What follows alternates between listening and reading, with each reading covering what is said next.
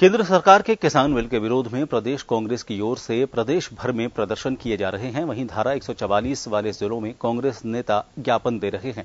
जयपुर में PCC chief Govind Singh Dotasra ने collectorate पहुंचकर जिला कलेक्टर अंतर सिंह नेहरा को राज्यपाल के नाम ज्ञापन सौंपा। इस दौरान उनके साथ मंत्री प्रताप सिंह खाचरियावास और हरीश चौधरी भी थे। डोटासरा ने कृषि बिल को काला कानून बताया।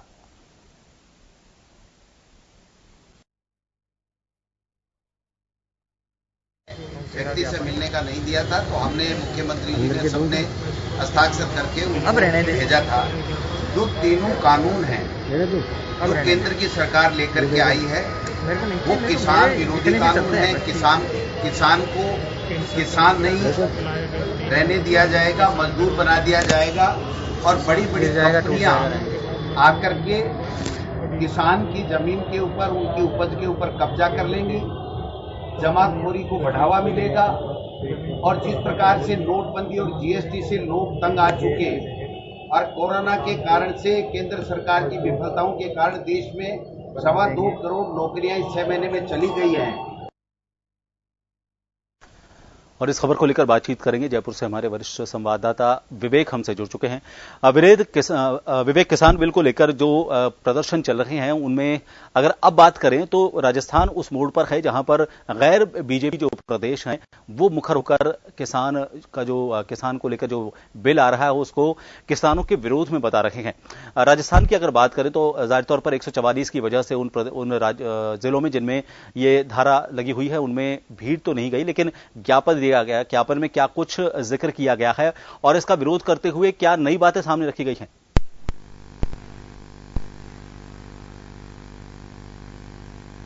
बिल्कुल, देखिए देश भर में तेज होता जा रहा है।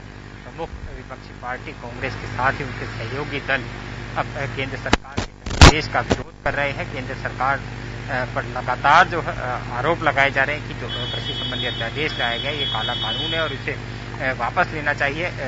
कांग्रेस पार्टी मांग कर रही है कि प्रधानमंत्री नरेंद्र मोदी को राष्ट्रपति के सामने जाना चाहिए, भाजपा को राष्ट्रपति के पास जाना चाहिए और कहना चाहिए कि इस अध्यादेश को मंजूरी ना दे और किसानों से माफी इस बिल को लेकर के मांगनी चाहिए, क्योंकि जिस तरह के समय में ये काला कानून लाया गया है ये ऐसे समय में लाया गया है जब कोरोना संकट फैल रहा है, कोरोना का संक्रमण फैल रहा है और ऐसे संकट में जहाँ लोगों की नौकरियां जा रही है, व्यापार ठप पड़ा है और अब किसानों पर भी इस तरह का बिल लाकर कुठाराघात किया गया है, तो ये काफी बिल जो है किसानों को नुकसान पहुंचाने वाला है। इससे साफ तौर पर कांग्रेस नेताओं ने आरोप लगाया है कि इस जो अध्यादेश लाया गया है इन अध्यादेशों के जरिए अब जो बड़े पूंजीपति है पूंजीपतियों को फायदा होगा, लेकिन किसानों को इसमें काफी नुकसान उठाना पड़ेगा, क्योंकि जिस तरह के प्रावधान इस अध्यादेश में किए गए हैं जो तमाम किसान के विरोधी है। किसानों को उनकी फसल का जो न्यूनतम समर्थन मूल्य नहीं मिल पाएगा और काफी नुकसान इस बिल से उठाना पड़ सकता है।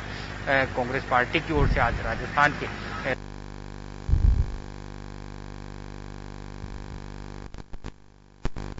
में पीसीसी चीफ गोविंद सिंह डोटासरा ने जिला कलेक्टर अंतर सिंह नेहरा को जो है राष्ट्रपति के नाम एक ज्ञापन सौंपा है।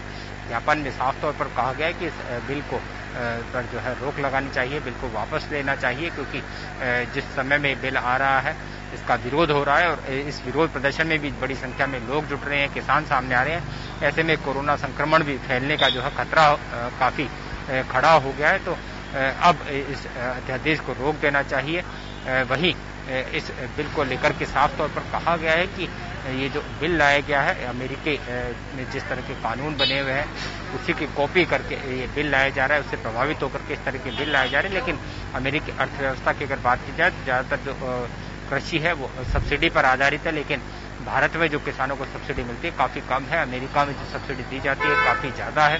तो इस तरह से जो है अमेरिका की तुलना अगर भारत से करने की तैयारी की जा रही है तो काफी गलत है। पहले यहाँ की अर्थव्यवस्था और कृषि को समझना होगा, उसके बाद ही कोई निर्णय लिया जाता तो काफी उचित ये साबित होता। अब ये माना जा रहा है कि कांग्रेस आलाकमान की ओर से जिस तरह की एक बैठक बुलाई गई है, इस बैठक में इस मुद्दे को लेकर के चर्चा होगी और केंद्र की जो मोदी सरकार है इसको किस तरह से घेरा जाए इसको लेकर के अब एक जो है बड़ा आंदोलन खड़ा किया जाएगा, क्योंकि देखा जा रहा था कि कोरोना संकट के कारण जो संसद का सत्र नहीं बुलाया जाता, लेकिन अब जब सत्र बुलाया गया है वही इस अध्यादेश को लेकर के काफी हंगामा सदन में हुआ है। 8 जो सांसद है उनको निलंबित कर दिया गया है। इसको लेकर के भी कांग्रेस ने मोर्चा खोल दिया है और लगातार अब जो मुद्दा कांग्रेस को बैठे बैठाए मिल गया है, इस मुद्दे को लेकर कांग्रेस पार्टी चाहती है कि जनता के बीच आए, कांग्रेस के कार्यकर्ताओं को जो टूटा हुआ मनोबल है उसको फिर से जो है एकजुट, कांग्रेस पार्टी को एकजुट किया जाए,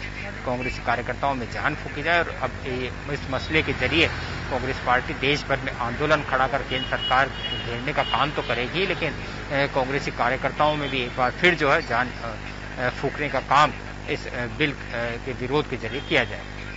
बिल्कुल विवेक, जो मंडियां हैं उनकी अगर बात करें तो वो भी विरोध स्वरूप बंद रही हैं। 247 मंडियां हैं प्रदेश की बंद रही हैं। तो क्या किसानों की बात करें या फिर मंडी व्यापारियों की बात करें, वो सरकार के साथ मिलकर इसका विरोध कर रहे हैं या फिर अलग अलग मोर्चों पर सभी जाकर और सरकार को घेरने की कोशिश कर रहे हैं? किसान अलग, मंडी व्यापारी अलग और विपक्ष में बैठी हुई, केंद्र में जो विपक्ष में बैठी हुई सरकार पार्टी है कांग्रेस, सब अलग अलग मोर्चे पर जाना चाह रहे हैं या फिर आगे कोई स्ट्रेटेजी इनकी एक साथ सत्ता पक्ष पर हमलावर की हो सकती है?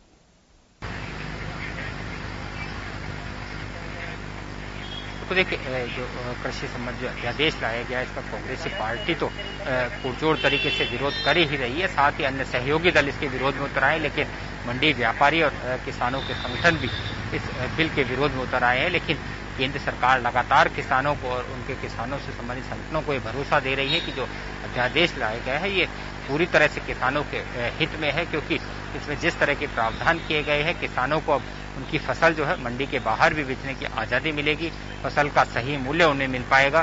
किसानों के ये कहा जाए कि कुठाराघात करने की उन पर किसी तरह का कोई प्रावधान इसमें शामिल नहीं है। तो केवल कांग्रेस पार्टी मुद्दा बना रही है, क्योंकि जिस तरह के काम केंद्र सरकार कर रही है उनको अब तक कोई जो है इस घेरने का मुद्दा नहीं मिला है। तो ऐसे में किसानों को बरगलाकर इस तरह का मुद्दा बनाया जा रहा है। अगर मंडियों की बात की जाए तो राजस्थान में आज करीब 250 मंडियां बंद है और तमाम जो व्यापारी मंडियों जो व्यापारी हैं, आड़ती हैं, वे इस मांग को लेकर के जो अध्यादेश लाया गया इसके विरोध में धरने प्रदर्शन कर रहे हैं।